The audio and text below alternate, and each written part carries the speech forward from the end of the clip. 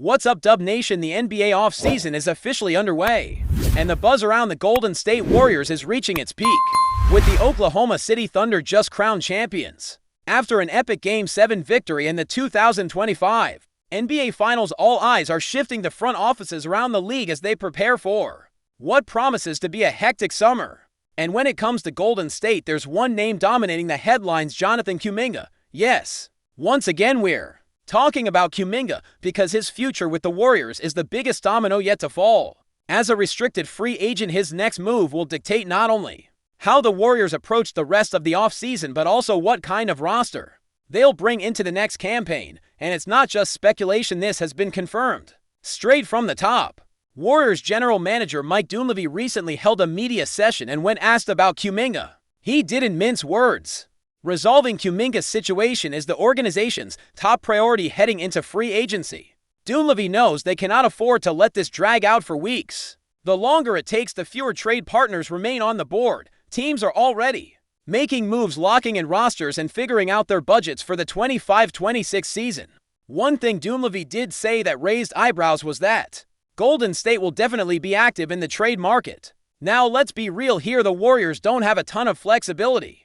Outside of some creative salary cap gymnastics or a big move involving Kuminga, their hands are tied.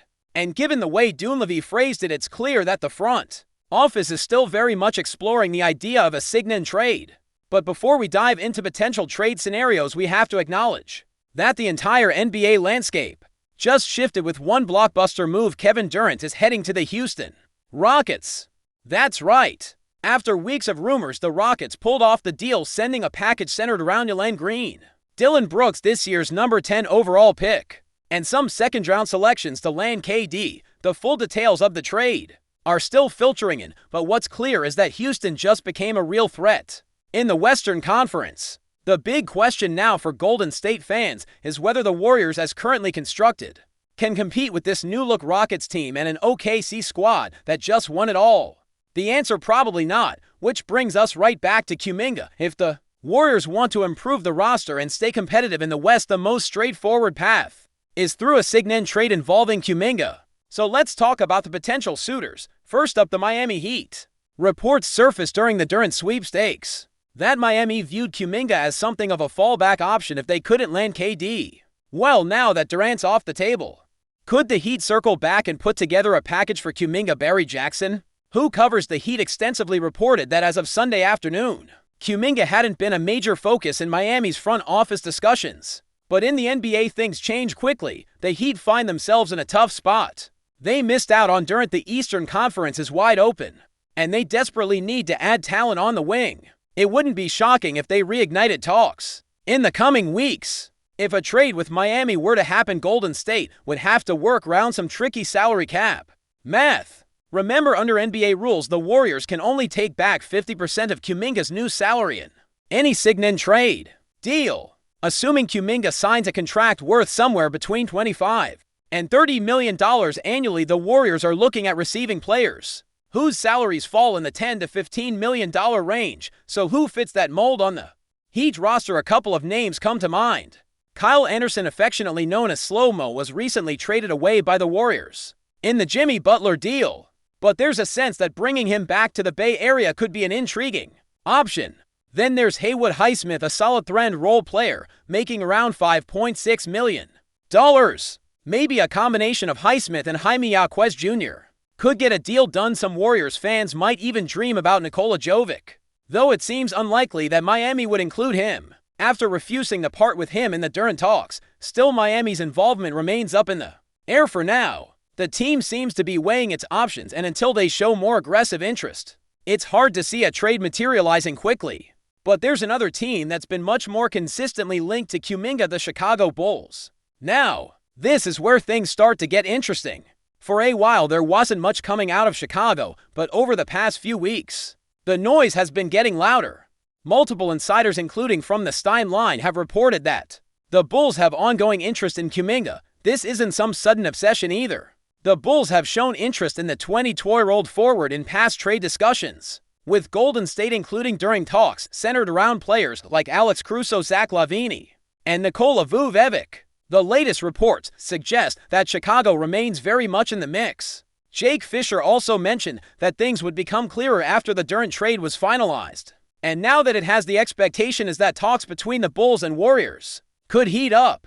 So what would a deal with Chicago look like? Well, the Warriors explored a Vucevic deal at the trade deadline, considering sending Gary Payton to and Kevin Looney to make the salaries match. That deal never happened, which suggests Golden State wasn't fully sold on Vucevic as a long-term fit.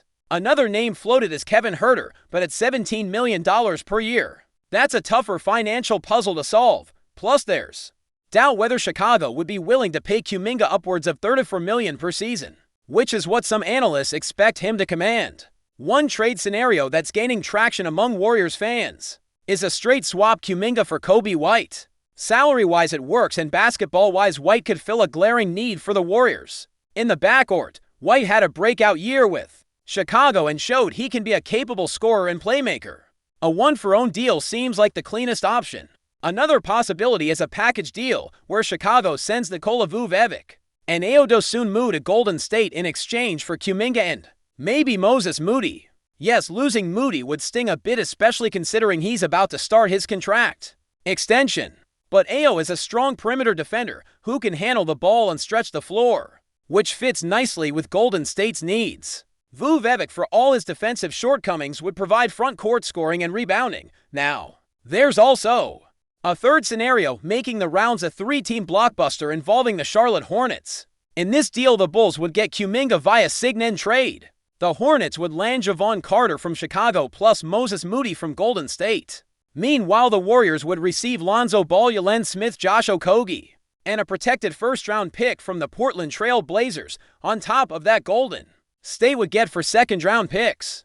That's a lot of moving parts, but when you look closely, the Warriors actually come out pretty well in this deal. Lonzo Ball, if healthy, could be a great secondary playmaker and defender behind Steph Curry.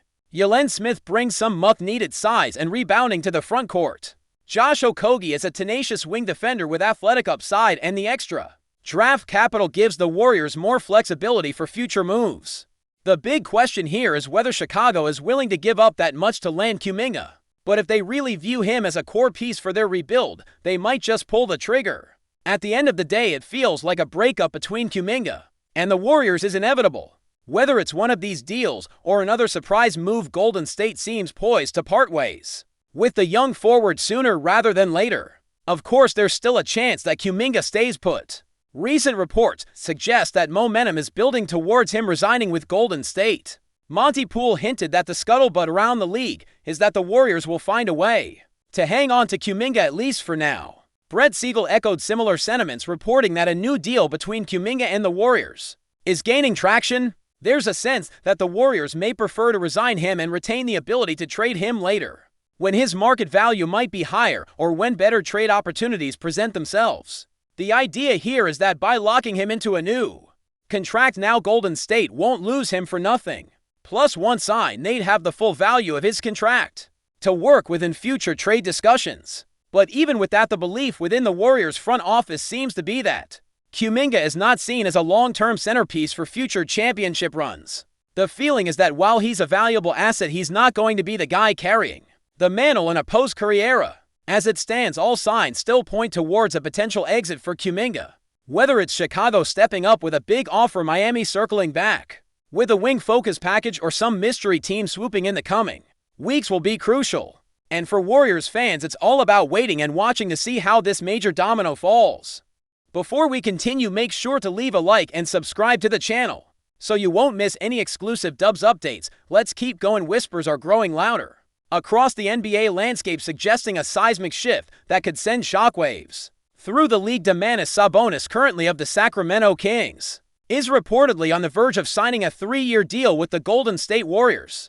While still in the realm of rumor and speculation, the sheer audacity of such a move has captivated basketball fans and analysts alike. The possibility of Sabonis, a dominant rebounder and adept passer, joining the already formidable Warriors lineup has ignited a flurry of discussions. His interior presence and playmaking from the high post could offer a fascinating new dimension to Steve Kerr's offense, potentially filling a void that has been a subtle talking point for Golden State in recent seasons. Sources close to the situation, who insist on anonymity due to the sensitive nature of the discussions, hint at a strategic play by the Warriors front office to bolster their championship aspiration.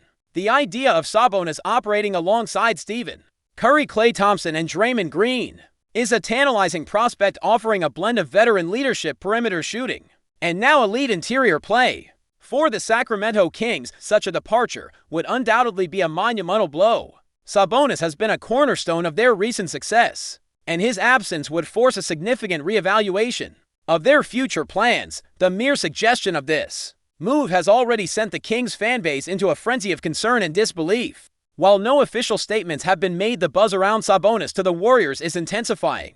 Is this merely a clever ploy to generate interest? Or are we on the cusp of witnessing one of the most unexpected and impactful free agent signings in recent memory? Only time will tell. If this swirling rumor solidifies into a stunning reality, stay updated exclusively with the latest Dub Nation news. Subscribe to our channel and hit the like button to keep getting daily updates on the Warriors. Don't forget to share your thoughts in the comments. Your input is essential for the Dubs community. Stay tuned for the next video.